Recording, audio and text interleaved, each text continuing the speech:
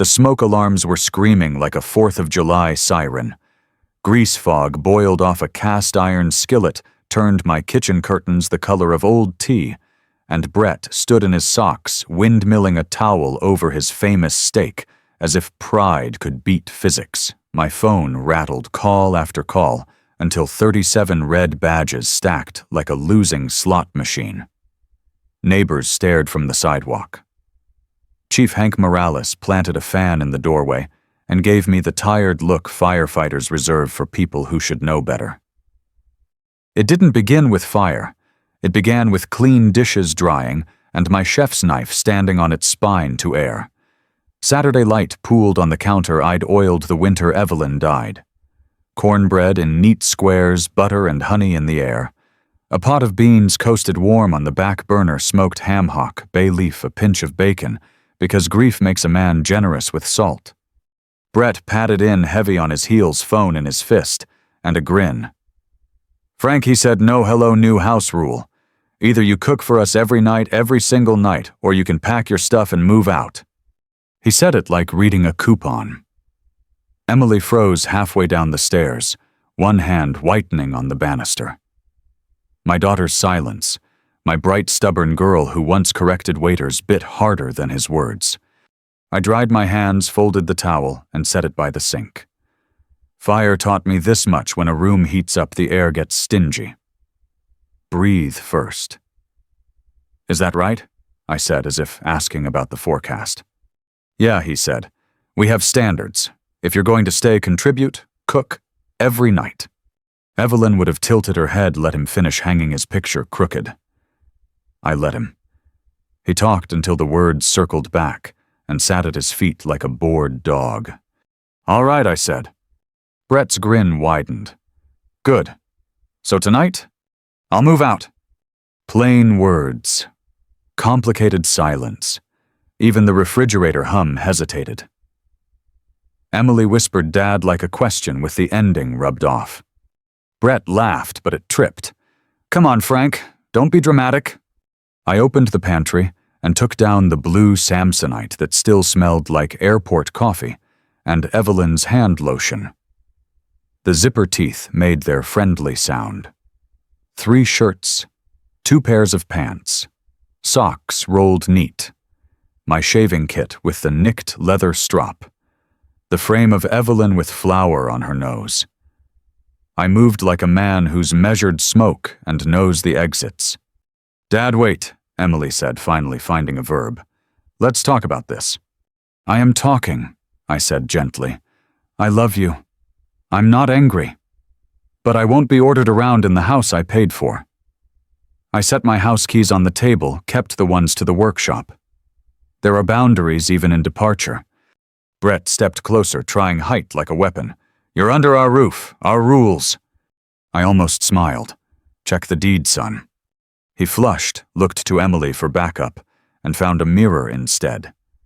"You're overreacting." "No," I said, "I'm done reacting."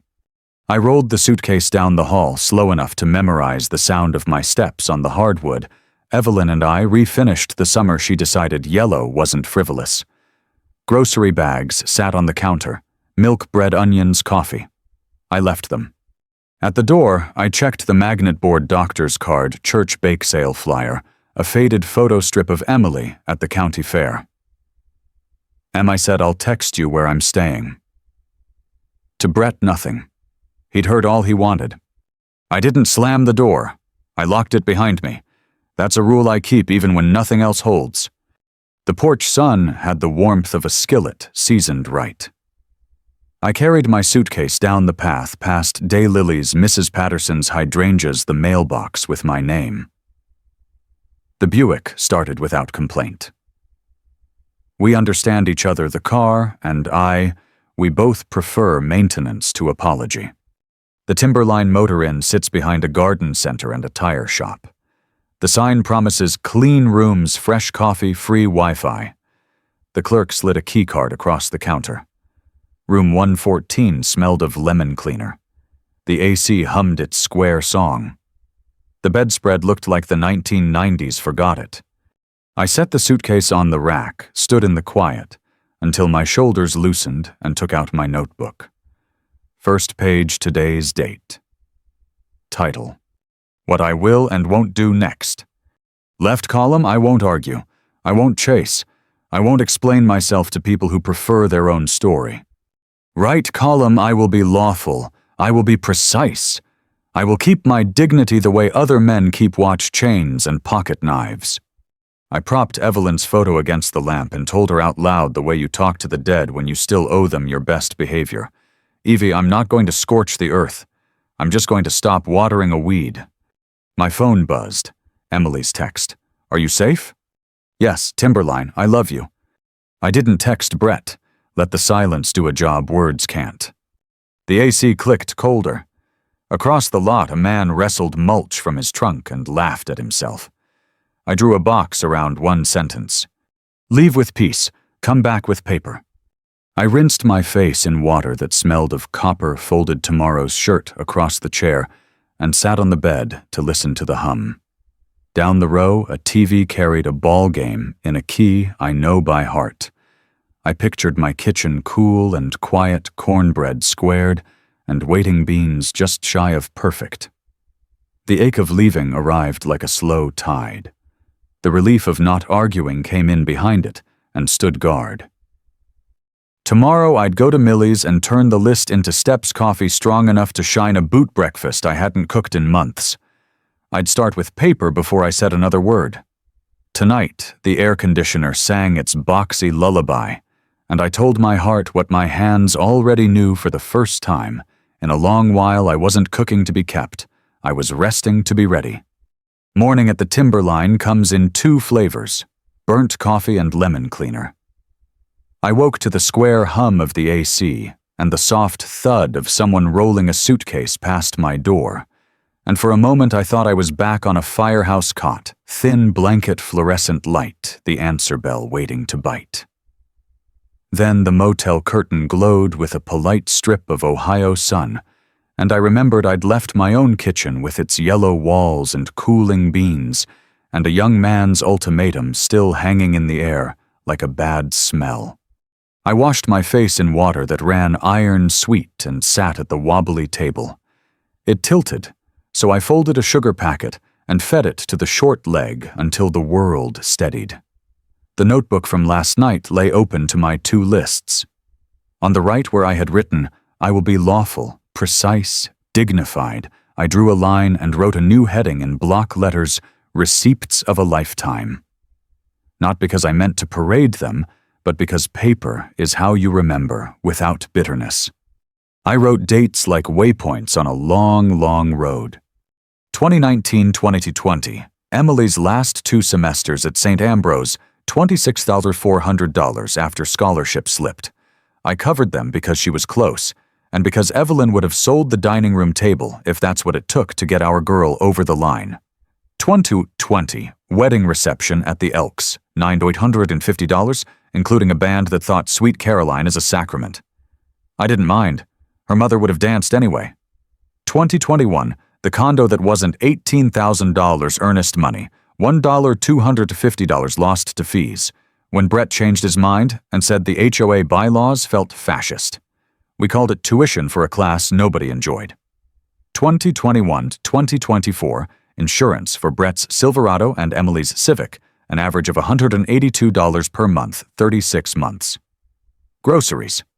A tidy $450 auto transfer on the first of each month labeled staples, which in my lexicon means coffee, butter, onions, flour meat that recognizes itself.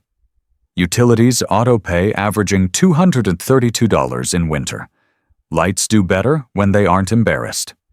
I put down the pen and let my hand rest on the paper, felt the thrum of my pulse in my wrist the way I used to feel a wall for heat.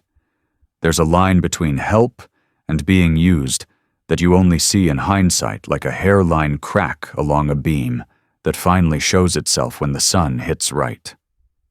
I loved paying those bills because it felt like feeding my family. I still do. But loving the feeding doesn't mean you have to cook for contempt. The motel coffee tasted like ambition and ash. I drank it anyway. Then I opened the laptop and started turning ink into fact. Insurance first. Earl has sold me policies since my hair had opinions.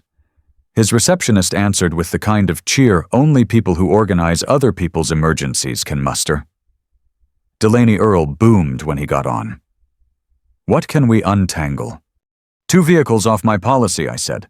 The Silverado and the Civic, effective immediately. He didn't say why. Men like us don't always ask why when the tone says the why is a clean cut. Keys clacked. All right, they'll need to show proof of new coverage if they get pulled over.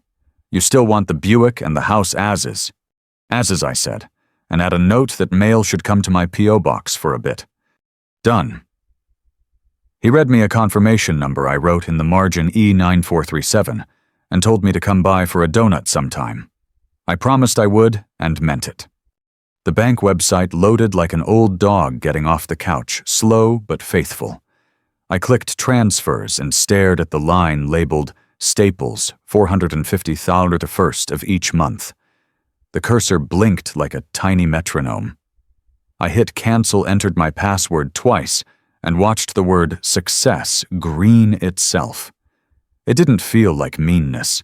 It felt like turning off a hose that had watered a weed happy to climb my porch. The visa required a human. This call may be recorded for quality, a pleasant woman sang. Mr. Delaney, how can I help today? I'd like to remove an authorized user, I said. Emily Delaney Lang. Of course. That will require reissuing your card with a new number for security. That's fine. I gave her the address of my P.O. box, answered the dog and first car questions, and wrote Ref V1702 under Earl's number. The woman told me in a voice as soft as a clean receipt that any outstanding balance was mine, but no new charges could be made by the removed user. Good, I said. Boundaries are a blessing. I logged into the warehouse club and deleted the guest pin Brett liked to use when showing off a 30-pack at a price he hadn't paid. It felt small. It also felt necessary. Then utilities. I opened the accounts and turned off auto-pay printing each confirmation to a PDF that I sent to the motel front desk to print on real paper. Darren, a kid with a mustache, still deciding what it wanted to be, handed me the warm sheets with the solemnity of a notary public. I slid them into a manila folder I labeled in my square hand Oak Ridge Boundaries. When you live in a town long enough, you collect the phone numbers that matter. I called the clerk of courts. Ma'am, I said, I'm the sole owner of 118 Oak Ridge.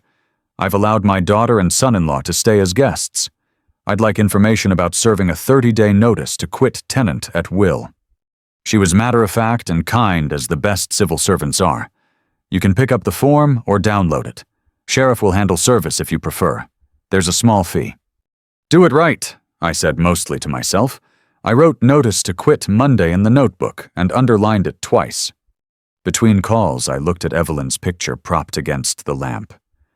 Flour dusted her nose. The motel light caught the glass and gave her a halo she would have swatted me for mentioning. Evie, I said, I'm not cutting them off to starve them. I'm cutting the rope so I stop dragging their boat behind mine. At 11:30, my stomach declared the coffee a liar. I walked across the lot to the garden center, bought a bruised peach for 50 cents and a bottle of water cold enough to make my molars sing. The peach bled sugar down my wrist. I ate it leaning on the Buick hood, looking toward town where Millie's diner would be crisping hash browns and making eggs the way you asked. I told myself I'd go tomorrow. Give the gossip 24 hours to find its level without me tipping the pan. Back in the room, I opened a fresh page and wrote, if they call. Under it, I listed answers I'd practiced to keep from sermonizing. Are you angry? No, I'm done arguing. Why now? Because my dignity is older than his appetite. Will you come home? That house is my responsibility. It is not my restaurant. What do you want? Respect in equal measure to help. At 2, my phone lit with Emily's name. I let it go to voicemail because I needed to hear her voice when my hands weren't full of decisions. Dad, she said, small and brave, please let me know you're okay. Brett is... We'll talk later. I love you. I texted back, "I'm okay, I love you. We'll talk soon. Please don't cook on high heat without the hood." Humor is a bridge. As afternoon wore into that late summer gold, I walked the perimeter of the timberline twice around the long U of doors and ice machine, past a man reading a fishing magazine, a woman teaching a toddler to hold on to the railing, the vending machine that growled like a skeptical dog before coughing up a cola. The ritual was a poor man's chapel. It helped. Toward evening, I spread the printed confirmations on the bedspread like a general arranging maps. Numbers behaved. Dates lined up. The file fattened with the polite weight of decisions made. I slid it all back into the folder, capped my pen, and drew a box around the last note of the day, Millie's 8 a.m. coffee. Eggs. Take it slow. If a town has a nervous system, the diner is where its signals pass. I didn't plan to speak much. I planned to listen. I switched off the lamp. The room went motel dark, thin and even. The AC kicked and held a faithful little engine doing what it promised. Somewhere down the hall, a TV kept a ball game alive. I lay on my back and counted my breath like I used to count the seconds between lightning and thunder. The distance between today and the next step felt measurable, not menacing. Paper over heat. Boundaries over bluster. Tomorrow I'd rid the room, and if necessary remind it gently of the codes that keep kitchens from becoming headlines. Millie's bell over the door rings like a tiny cowbell that refuses to retire. The place smelled of bacon fat and hot coffee, the kind roasted dark enough to make a spoon stand up. I took my usual booth by the window, where a maple throws its shadow like lace across the formica. Millie brought a mug without asking, and set it down with that soft thunk that says, "You're known here. You look like a man who slept but thought about it." "First," she said, sliding a menu I didn't need. "I did," I said. The first swallow burned in a way that did me good. "I'm not here to hold court." "I don't blame you," she said. Her gaze flicked toward the door before it opened, as if she had the place on a string. "And you won't have to. Hank's coming." Chief Hank Morales enters like a quiet front. The room doesn't hush. It evens out. He sat opposite me, back to the wall, scanning exits out of habit. His hands wrapped the mug like it was a tool designed for them. "Morning, Frank." "Chief." He stirred cream 2 slow circles. "You know I don't bring station business into breakfast unless it matters." "All right." "Your son-in-law was at the station last week," he said, tone even. "Asking about a permit for a mobile grill trailer. Wanted to use your address as a prep kitchen for raw product." He didn't like hearing that home kitchens can't be used for commercial raw meat prep without health department licensing and inspections. He said your name like a master key. I watched steam rise off my coffee. "Was he angry?" "Puffed up," Hank said. "Not dangerous." He threw around words like entrepreneur and brand. I told him the county sanitarians would want to see his thermometers before they saw his logo. "Thank you for telling me," I said. "I'm not looking to get the kid jammed up.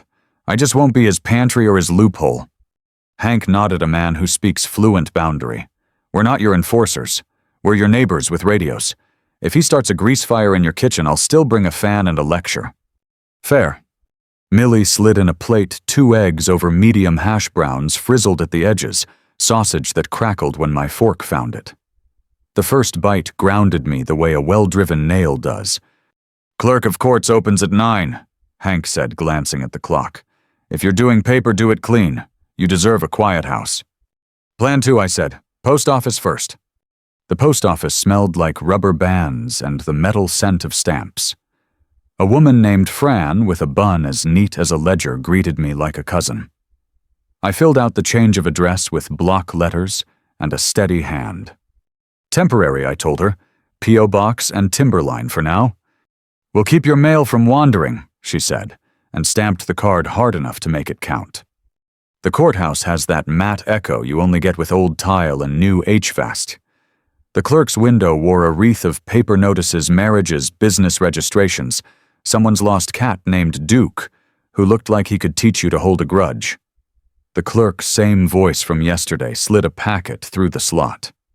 30-day notice to quit tenant at will. She tapped each line with a pink nail. You'll need to list the occupants and the reason in plain language. Sheriff can serve for a fee. I recommend it keeps the temperature down. I'll pay it, I said. My pen felt heavier than its weight. Do you want a sheriff out today? Yes, ma'am. Sign here. She circled a spot with a ballpoint that squeaked. I signed the way men sign things that end a long, wrong pattern square legible, unwilling to wobble. When she took my card for the fee, she lowered her voice. You're not the first parent to do this. You won't be the last. Outside, the sun felt like honest work on my shoulders. I sat in the Buick and read the form twice, then 3 times, making sure the words said what they meant. As sole owner of 118 Oak Ridge, I rescind guest status and require vacancy in 30 days. Not punitive, not dramatic. Simple as gravity. On the way back, I stopped at the hardware store for tape that wouldn't peel paint. Tom behind the counter asked how Evelyn's peonies were doing, and then remembered. He fumbled. I saved him by asking about caulk. We handled each other gently, which is another word for neighbor. At Oak Ridge, I didn't pull into the drive. I parked down the block under the old hackberry and walked with the notice in a manila envelope. Dolores Voss knelt in her front bed with pruning shears clipped to her belt, like she expected a rose bush to try something. Her sun hat cast a saucer of shade across her eyes. Mr. Delaney, she called already halfway up. I was going to come by. There's talk of a... She lowered her voice, grilling enterprise operating from your kitchen. I've heard that rumor, I said.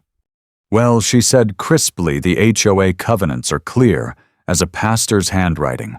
No commercial food operations from home kitchens, no repeated outdoor smoke events, and grease disposal must be sealed. Not because we're tyrants, because we like our houses more than we like flare-ups. Also, quiet hours are not a suggestion. I'm filing notice today, I said. And I'll be sending a letter to the board about temporary mail arrangements and doorbell camera access. I'll also make sure the trash service stays paid until the 30 days are up. Dolores's mouth softened.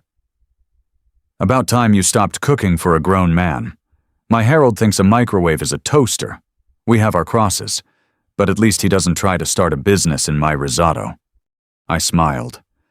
If Brett wants to grill for the public, he can do it by the book. She nodded toward my porch. Sheriff will tape that in about an hour. I'll be on the porch with iced tea if your daughter needs to cry at someone who doesn't keep score. Thank you, I said, and meant it. I didn't knock. I didn't want a scene. I slipped my letter through the mail slot instead. Dear Emily and Brett in my square hand. As the sole owner of 118 Oak Ridge, I am ending your guest status 30 days from today. This is not punishment. It is recognition that the current arrangement is unhealthy for all of us. During these 30 days, you may remain in the house under these conditions. No parties, no business operations, no unauthorized alterations. 2. Effective immediately, you are responsible for utilities, account numbers enclosed. 3. No access to my bedroom, attic, or workshop. My personal property remains mine. 4. Meals. Plan and prepare your own. Please treat the home with respect. Your mother loved that kitchen. So did I. Dad, Frank. Back at the motel, I wrote a second letter, this one, to Dolores and the HOA board. I will be temporarily off-site for up to 60 days. Mail is forwarding to my P.O. box. The doorbell camera will remain active with notifications to my phone. No commercial food operations have my permission. If you observe smoke or unusual activity, call Fire First. Then me, F. Delaney. I printed both letters at the front desk. Darren handed them over like diplomas. Then I logged into the alarm system and checked the contact list. Primary Frank Delaney, mobile ending 3127. Secondary Emily. I left it. I wasn't trying to cut her out of safety. I did set alerts to high for kitchen sensors, not because I wanted to catch anyone, because a beeping phone can be a leash on a bad idea. At 2:07 p.m., the sheriff's deputy called. "Mr. Delaney, this is Deputy Jansen. I'm at your property. Anyone home?" "Yes," I said. "My daughter and son-in-law. Please serve and post." He was professional. "Copy. I'll tape it to the door and provide copies. You'll receive service confirmation by email." I pictured the tan uniform, the neat square of blue tape, the way legal paper breathes when the breeze lifts a corner. In my mind, I was on the sidewalk under the hackberry hands, calm at my sides, jaw unclenched. 15 minutes later, my phone chimed with a PDF proof of service time-stamped badge number door photo, the notice held in Frank, Ohio sunlight. I slid it into the folder labeled Oak Ridge Boundaries and sat back. I made one more list titled, "What I Won't Do Today." I won't drive by to peek. I won't answer if Brett calls to shout. I won't argue with anyone at the diner. I won't apologize for being a grown man. In the late light, I took a walk behind the motel where a ditch runs like an old scar and the cattails hold secrets. The air smelled of cut grass and hot tar, and somebody grilling 2 lots over good charcoal, not lighter fluid. I smiled despite myself. If Brett wanted to be grill sergeant, he could learn the difference between sizzle and smoke. When I got back to the room, I set Evelyn's photo by the lamp and told her what I'd done. "Paper before fire," I said, and chuckled at the old investigator's joke.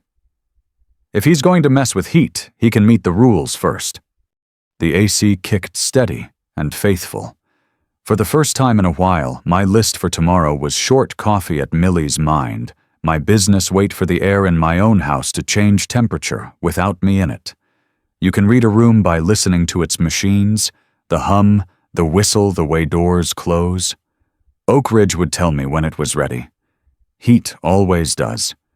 By Friday evening, Cedar Falls smelled like cut grass, and charcoal, good charcoal, not the lighter fluid kind that tastes like regret. I was on my second cup of Millie's coffee doing the dignified work of minding my business when my phone buzzed on the table with the insistent chirp I reserve for things that smoke on purpose. ADT alert, kitchen sensor smoke. A heartbeat later, multiple alarms triggered kitchen hallway upstairs. The screen pulsed red like a stubborn pulse oximeter. I felt that old firefighter stillness slide into me, the one that smooths the breath and puts your feet where they belong. "Everything all right?" Millie asked, eyes already on the door, as if she could see down Oak Ridge from here. "Looks like my house wants attention," I said, standing. "Or rather, a skillet does." Before I could pay, Dolores Voss strode in with her sun hat tilted like a helmet. "Frank," she said, "your home sounds like a brass band. The upstairs alarm is singing harmony with the downstairs. Dogs are filing complaints. Your son-in-law has a smoking pan and a towel he believes is a fire department." "Thank you, Dolores," I said. "Hank on his way." She jerked a thumb toward Main Street. Outside the window, I caught the red strobe of the engine clearing the light. Chief Hank Morales doesn't race unless it's warranted. He was moving with that measured urgency that says it's not fire yet, but it likes the idea. I left cash under the saucer and crossed the lot to my Buick. The drive to Oak Ridge is short enough to measure in breaths. I parked half a block down because retired means retired, and also because I know how a scene looks from the curb. Neighbors had gathered in the polite crescent that forms when people are worried, but don't want to be useful. Mrs. Patterson held her little dog, whose commentary was consistent and unhelpful. Even from the sidewalk, I could smell it hot oil breaking that heavy, bitter note like an argument in a closed car. Not wood, not wire, just pride and canola wrestling on high heat. Hank set a box fan in the doorway with casual authority and waved a firefighter toward the back door for cross-ventilation. My doorbell camera sent me a postcard of the chaos, the smoke rolling along the ceiling like a lazy river, the CO monitor blinking its bored green. I felt a flicker of gratitude for every inspection I ever insisted on. Inside, Brett stood over the range in bare feet, and a t-shirt that read, "Grill Sergeant" in stencil font, windmilling a dish towel at a cast-iron skillet that had been heated past polite conversation. A ribeye lay on a plate, wearing a crust the color of coal and the texture of sorrow. Emily hovered with the oven mitt's eyes like storm glass. "Sir, a firefighter said to me at the threshold, we've got it under control. No flame, just manual stupidity." "I'm familiar with the type," I said. I stayed outside. "That's an old habit too, let the pros work, and don't bring your history into someone else's job." The alarms finally cut, and the silence whooshed into the house like a sigh after you've held your breath too long. Brett came to the door, wiping his hands on a towel that now looked like modern art. "What did you do to the alarm, Frank?" he demanded, as if I kept a mischief gremlin in the panel. "You set it to embarrass me." I blinked at him. A smoke detector that waits to sound until you've announced "famous steak night" on Instagram is beyond my engineering. He flushed the deep red of a man whose thesis has met peer review. "You can't get a good crust without serious heat." "True," I said mildly. "And also true, you dry the meat first. You use a high smoke point oil, you turn on the hood, you crack a window, and you stand there." "I was standing there," he said. I needed the spice rub. And then Emily asked me where the oven thermometer was, and the pan told you a story," I finished. "And you didn't listen." Hank approached with a clipboard, the way a pastor approaches a microphone at a wedding when someone stands to object. "Mr. Lang," he said evenly, "I'm writing a citation unattended high-heat cooking disabled range hood filter. That thing is tan for a reason, and no visible fire extinguisher." Brett snatched the ticket. "This is ridiculous." "It's cheaper than a kitchen," Hank said. "Also mandatory attendance at Kitchen Safety 101 Tuesday at the station. Bring whoever cooks." "I don't need a class," Brett muttered. "Your curtains disagree," Hank said, glancing toward the sink where once white cotton now wore the color of tea no one asked for. Dolores cleared her throat from the sidewalk. "And the HOA will be issuing a polite reminder about quiet hours and smoke mitigation. Grease is not a perfume, Mr. Lang." Emily made a small sound that wasn't quite a sob and wasn't quite a laugh. "Dad, She stopped because anything she said would leak. "I'm fine, Em," I said. "I'm not here to scold. I'm here because there's an oily film on my backsplash and a fan in my doorway." Brett thrust the ribeye toward me like evidence. This was supposed to be my signature. "It is," I said. "Signatures tell you who you are." He stood there, towel slack in his hand, and I saw for a second that he was a boy who learned applause before he learned technique. I felt a brief ache I didn't invite. Then my phone began to jitter, the first of what would be many tries. Brett Lang, call. Emily, call. Unknown, call. I let them fall into voicemail, not out of cruelty, out of discipline. Answering teaches some men that alarms are suggestions. Hank stepped closer, voice low. "Frank ADT shows the events if you want to request them. Might be useful if Facebook starts making up a version." "I'll pull it tonight," I said. "Thank you." He gestured to the range hood. "Replace that filter. Now. And get a Class K extinguisher. The red ABC by the basement stairs will spit at grease." Brett rolled his eyes toward Emily as if looking for a jury. She looked at the skillet. The verdict wasn't in his favor. "Mr. Lang," Hank said, shifting from neighbor to chief by half an inch. "We're done here. Open the windows for an hour. Don't cook again tonight. If I smell this street tomorrow, I'll come back with a longer lecture." As the crew packed the fan, Mrs. Patterson's little dog found a second wind. A teenage neighbor filmed the tail end of the scene, already composing the caption in his head. I could see it when the famous steak met science.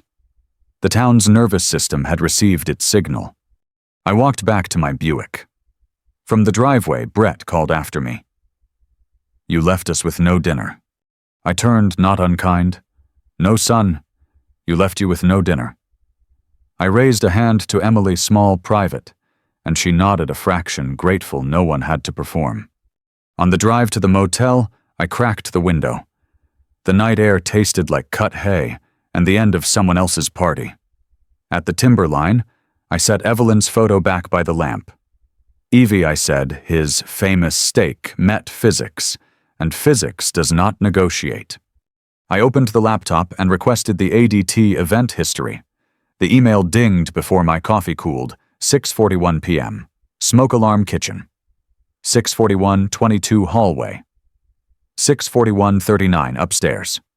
I printed it and clipped it into Oak Ridge boundaries behind the sheriff's proof of service. Paper doesn't gloat. It simply stands ready. The call log on my phone glittered red 37 little flags marching in a line. I listened to exactly 3 voicemails, 2 full of Brett's sputtering, one of Emily's breathy, "Dad, please call me." I texted her, "I'm okay. I love you. Please open windows. Turn on fans. Do not use the stove tonight." She answered with a heart and the word, "okay," and something unclenched in my chest. I washed the motel smoke that wasn't off my hands and lay down. The AC's square hummed the faint TV down the hall, the iron tang of the water in the bathroom, strange comforts, but honest. Consequences were working like rain on chalk, quietly, thoroughly, without needing me to hold the hose. Saturday morning arrived with a sky the color of dishwater and a breeze that smelled faintly of last night's charcoal. I kept my routine steady shave, with the nicked strop rinse in water that tasted like pennies, fold yesterday's notes into the folder marked Oak Ridge boundaries, and walk to Millie's in time to hear the bell give the room permission to be friendly. The place felt like it always does, bacon singing on the flat-top mugs touching down, with the soft thud of being known the maple shadow laying lace on the formica. Millie poured, without asking. "How's your house?" she said. "Which in Cedar Falls means how are you, but we like our concern practical." "Ventilated," I said, "a little oily around the edges." She slid me a plate, 2 eggs. Hash browns frizzled like a postcard of summer. "He's been making the rounds," she murmured, eyes on the pass. "Your son-in-law, telling folks you abandoned them. Says the alarm was faulty." "Was it I asked deadpan to save her the trouble?" Millie snorted. "Hank says the only thing faulty was a man trying to sear respect into a steak." She leaned in softer. "You want me to shut down the gossip?" "No," I said. "It'll run out of gas faster if I don't feed it." I tapped the folder. I brought a lunch for the truth. Chief Hank slid into the booth like a weatherfront quiet inevitable. "Morning," he said. He scanned the exits, habit humming. For the record, ADT pulled the events clean, 6:41 kitchen, 6:41 and seconds hallway. 30-something seconds later, upstairs. Filter looked like a smoker's lung. "Tell me you'll put a Class K under that sink." "I will," I said. "And I'll add a lecture note to Tuesday's class. Stand there means stand there." Hank nodded, once satisfied that the universe still honored cause and effect. He paid for my coffee with the casual authority of a man who can pull a line without spilling it, and left to check hydrants. The diner returned to its usual music forks, on plates low talk, the grill hissing like a pleasant rain. On my way out, 2 old boys at the end of the counter lifted their chins at me. "Frank once said you didn't abandon nothing. You just stopped being the cafeteria." "I'm not mad," I said and meant it. "I'm just not on salary." Kroger was next because a man still needs bread, and the good kind of peanut butter. The store smelled like citrus and sanitizer, and the floral case doing overtime on cheer. I had a loaf ajar and a yellow onion in my basket when I felt heat approach. Without heat, some people bring a weather system with them. "There he is," Brett announced to the granola aisle, as if a camera had just arrived. He wore the same grill sergeant shirt under an open flannel like-fall had been declared by him. Everybody should know my father-in-law abandoned his pregnant daughter. I kept my hand on the basket. "Emily is not pregnant," I said gently, but with the kind of tone you save for firefighters and 8-year-olds reaching for a hot pan. And even if she were, the smoke alarm doesn't check due dates. A checker with a robin tattoo pretended to straighten a display of tea. Two teenagers slowed their carts to the speed of gossip. Brett took a step into my personal weather. You ruined my reputation. You called the fire department on me. You set off an alarm, I said. Alarms call fire departments. It's in their nature. You think you're smarter because you used to be a fire cop. He said like the words tasted bad. No, I said. I think I'm older. He listed forward like a boat taking on foolishness. You can't just... He put his palm on my shoulder and gave a push. Not a blow. A shove with options in it. The aisle tilted the way the motel table had until I fed it sugar. I looked past him to the end cap. Ken. Ken from Bible study popped his head around a pyramid of paper towels, eyes wide, posture ready. Hey there, Frank. Would you walk to my car with me? I asked. My back isn't what it used to be. Be glad to. Ken's voice was loud enough to draw two more men into the moment, one in a ball cap that said, veteran, the other with a clerk's apron. Brett's face calculated. The math wasn't in his favor. This isn't over, he muttered, but he stepped back, hands up in the universal sign for, I like to say I'm reasonable. I paid for my bread and peanuts, and Onion nodded to the robin tattoo and let Ken shepherd me into sun that felt cleaner than the fluorescent. Want me to call Hank? Ken asked. No, I said. I'll call the courthouse. I drove straight there. By now the steps knew my shoes. The clerk recognized me with the particular kindness government workers reserve for people who aren't making their day worse. Afternoon, Mr. Delaney. Ma'am, I said. I'd like to file for a civil protection order, no contact, no harassment. There was a shove at the grocery. I anticipate escalation.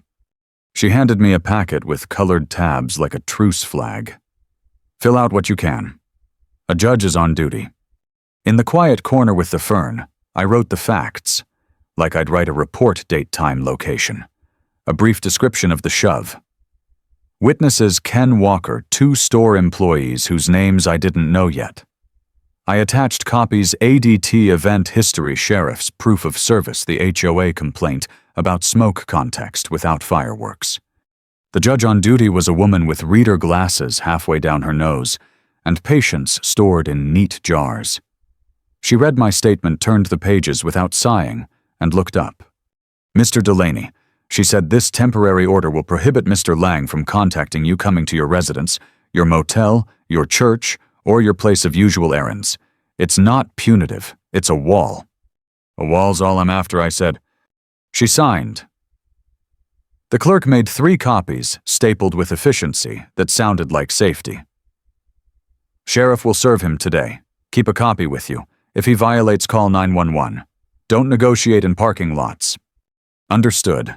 I slipped 1 copy into the boundaries folder, 1 into the glove box, and 1 in the inside pocket of my jacket, where my hand could find it without my eyes. Outside, the sky had scrubbed itself a brighter blue. On the courthouse lawn, a little girl in a red dress chased a bubble that didn't know it had a job. I stood there a minute longer than necessary, and let my pulse match the courthouse clock. Back at the timberline, I spread the day's papers across the bedspread ADT timestamps in their tidy row, proof of service, with its honest tape, the judge's order with its sober type. Paper doesn't gloat. It just stands and waits its turn. My phone chimed sheriff's office service complete. A thumbnail photo of Brett at my door receiving a document with the forced stillness of a man who wants to look wronged for later. I forwarded the email to myself and printed it at the front desk. Darren passed the warm page with a small nod, the kind of solidarity you get in towns where front desks know more than they tell. I walked a loop behind the motel. The ditch hummed with crickets. The cattails sassed the breeze. Somewhere somebody grilled sausages correctly.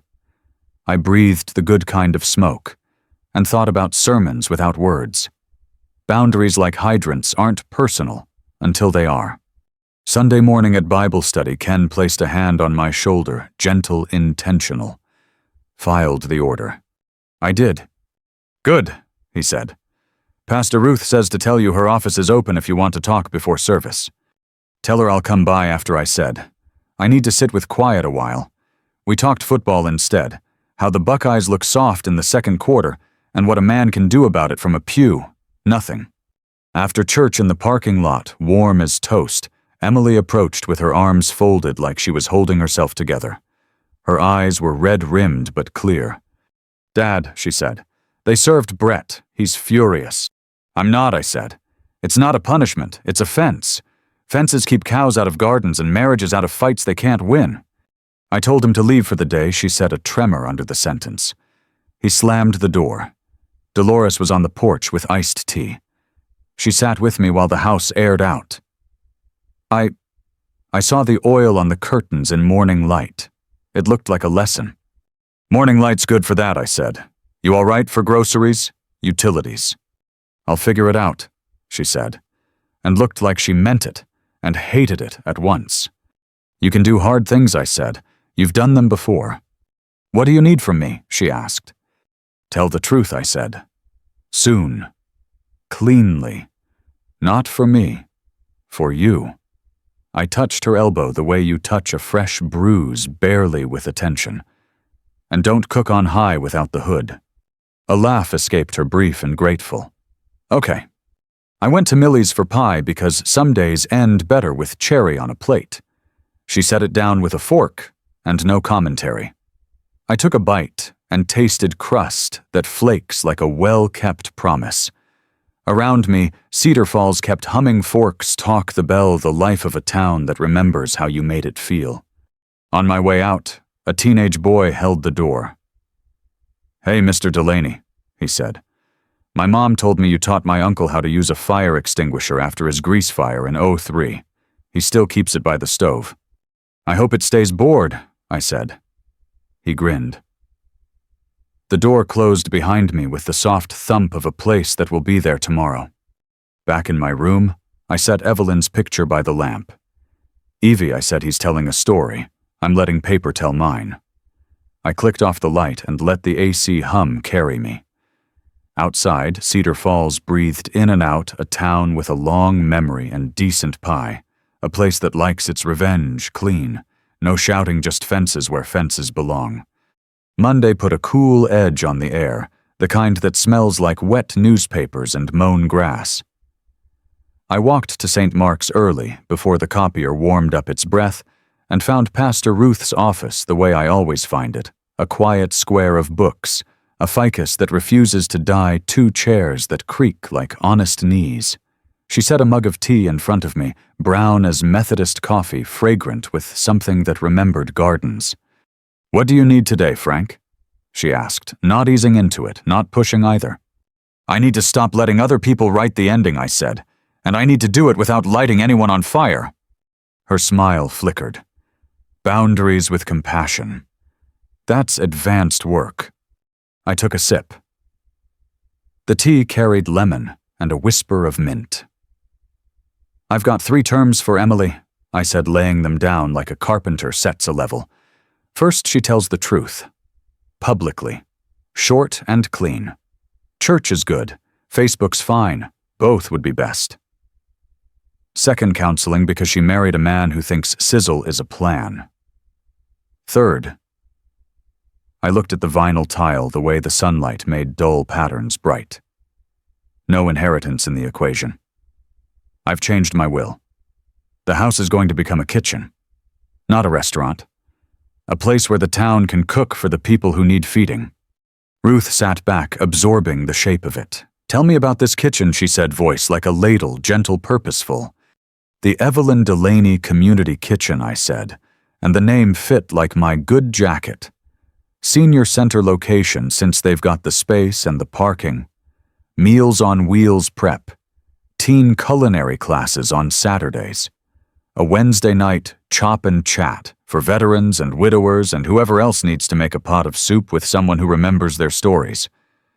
"Bless Evelyn," Ruth said softly. She'd approve. She'd make me label the flower bins with a real labeler, I said, and we both smiled.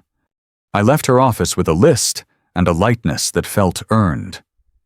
The attorney's office smelled of toner and carpet shampoo.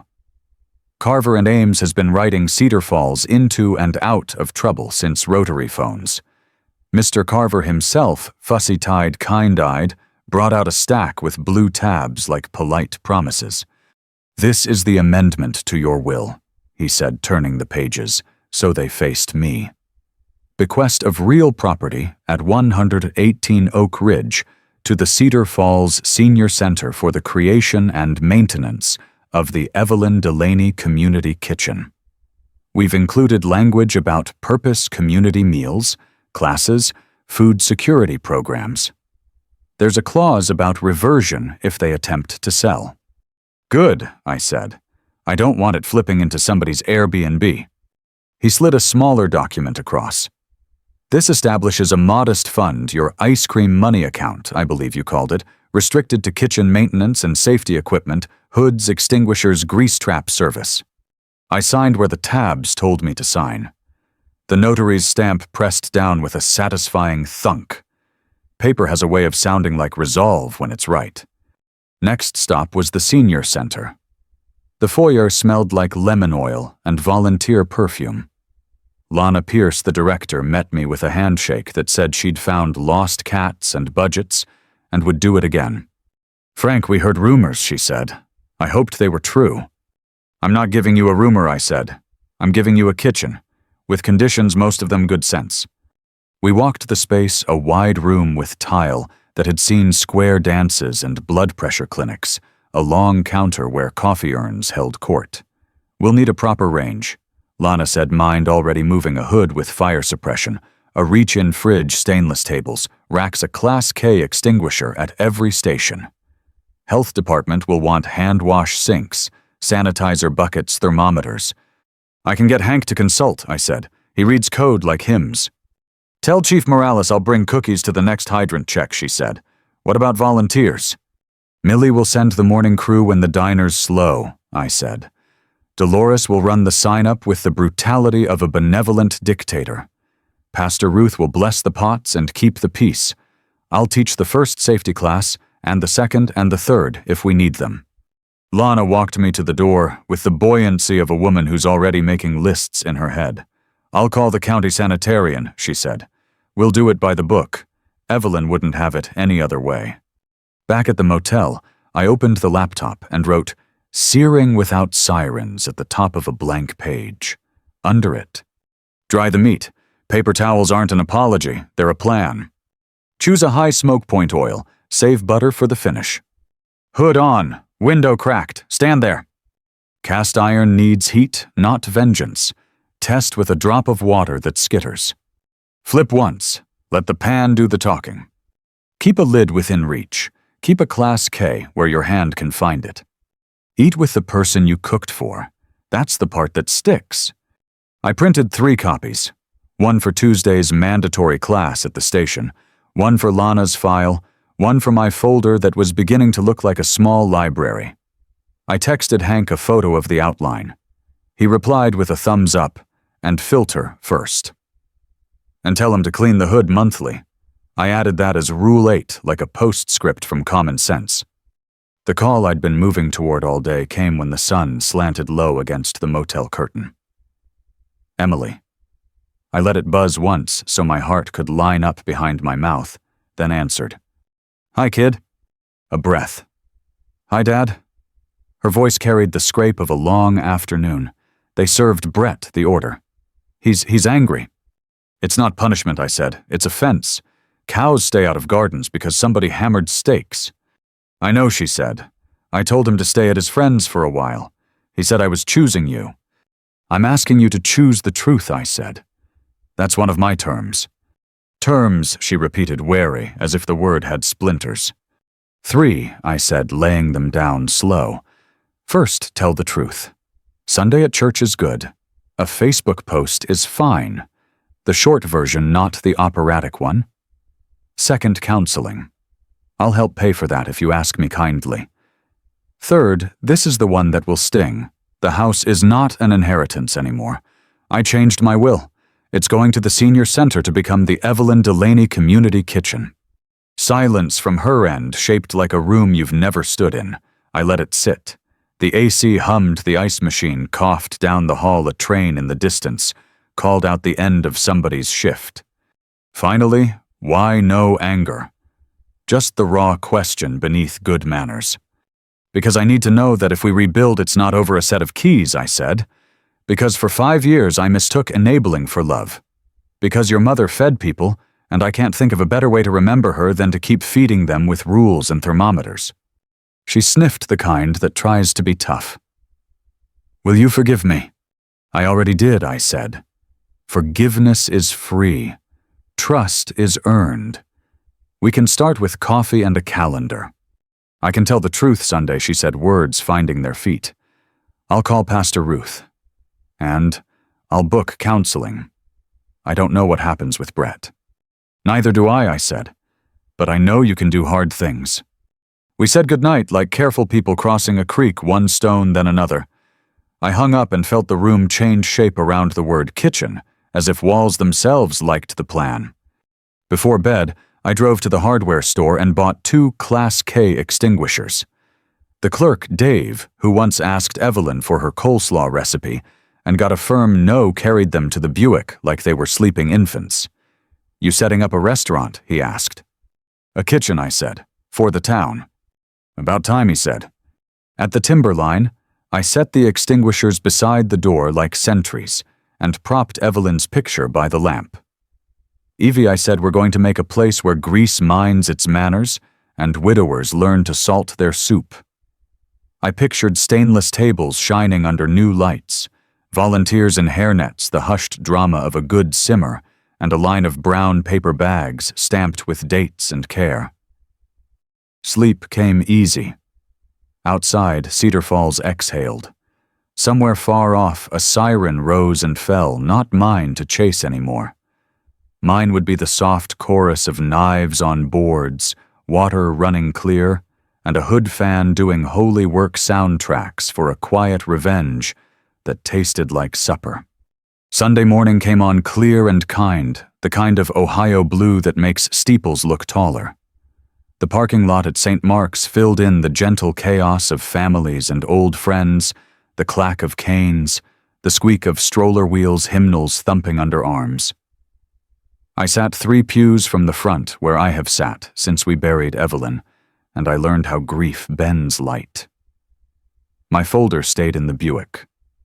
This part wasn't about paper. This part was about a voice. Pastor Ruth's service moved like a steady river call, and response in an honest key scripture read, without flourish, the organ's patient breath.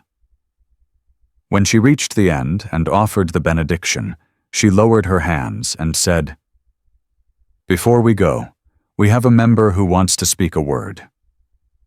She looked toward the back, and every head followed the glance the way birds pivot when one knows where water is.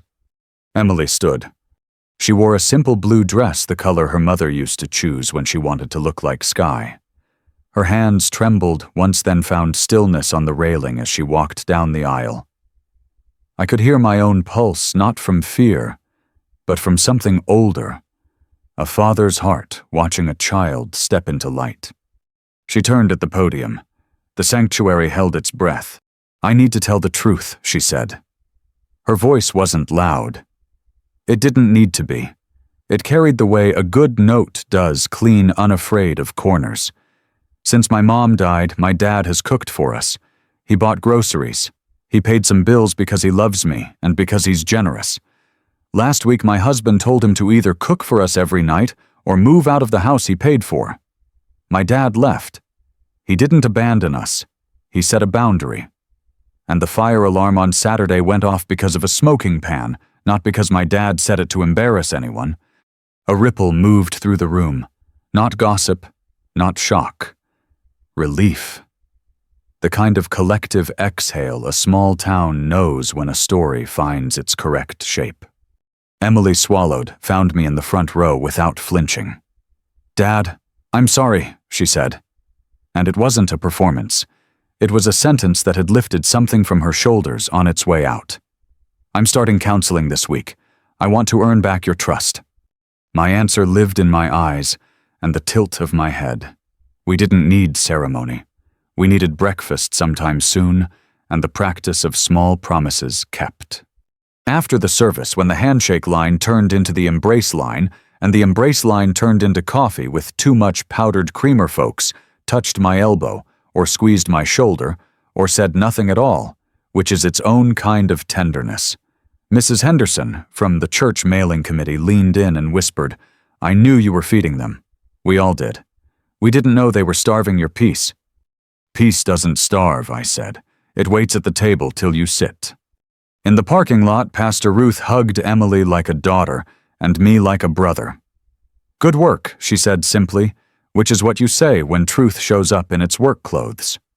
Brett wasn't there. He also wasn't at the firehouse Tuesday for Kitchen Safety 101, despite a citation that said mandatory in a font that has seen all kinds of stubborn. Chief Hank texted me later, "No show.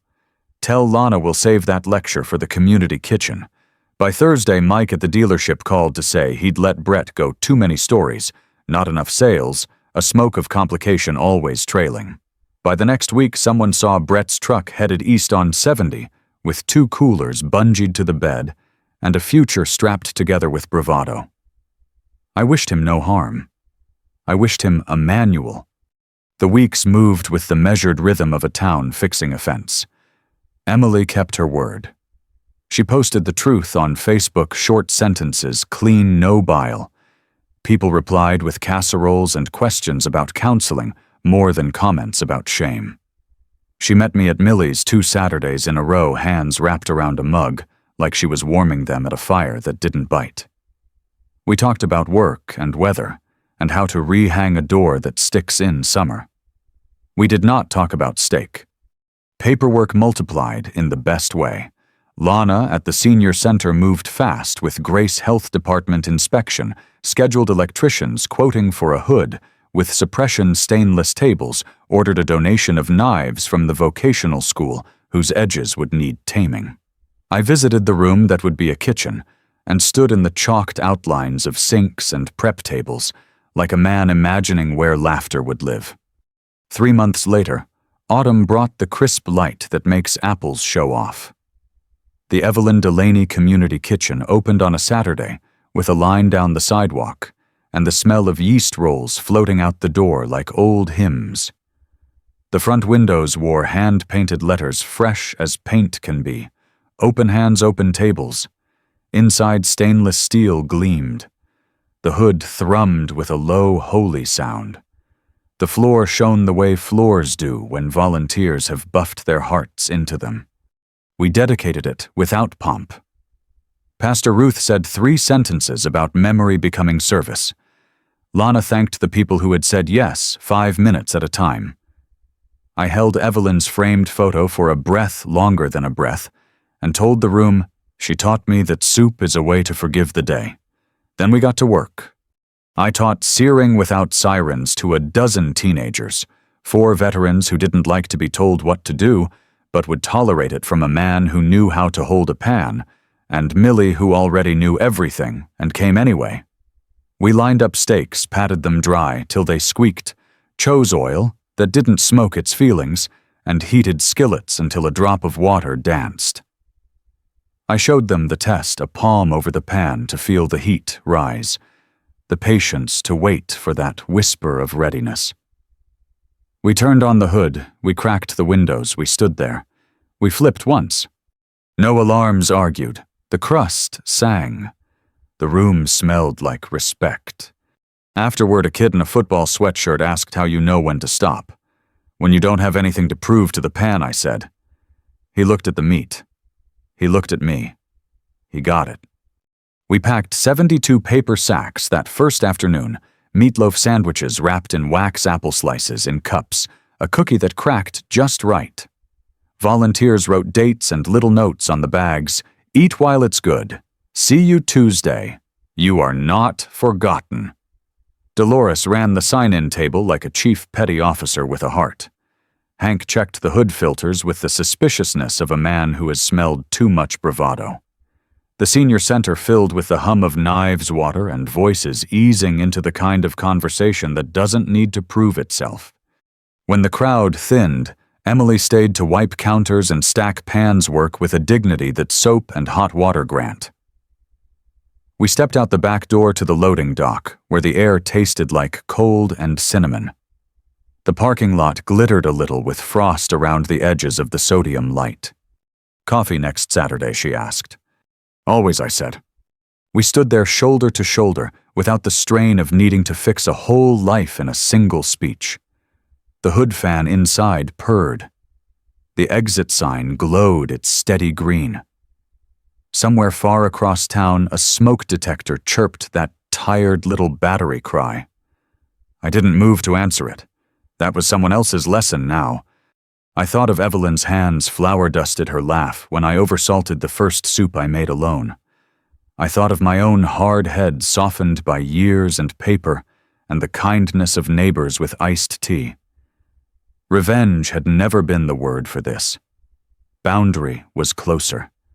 Mercy was better. Supper was best. If you've listened this far, friend, I hope something in this story tasted like courage. Maybe you've got a boundary to set that won't make a sound, but will save a kitchen. Maybe you've got a truth to tell in a quiet voice. Maybe you've got a pan that needs your full attention and a person across the table who needs to know they're worth the good plate. If this fed you a little, share it with someone who likes their justice clean and their coffee strong. Subscribe if you want more stories where alarms teach paper studies and supper has the last word.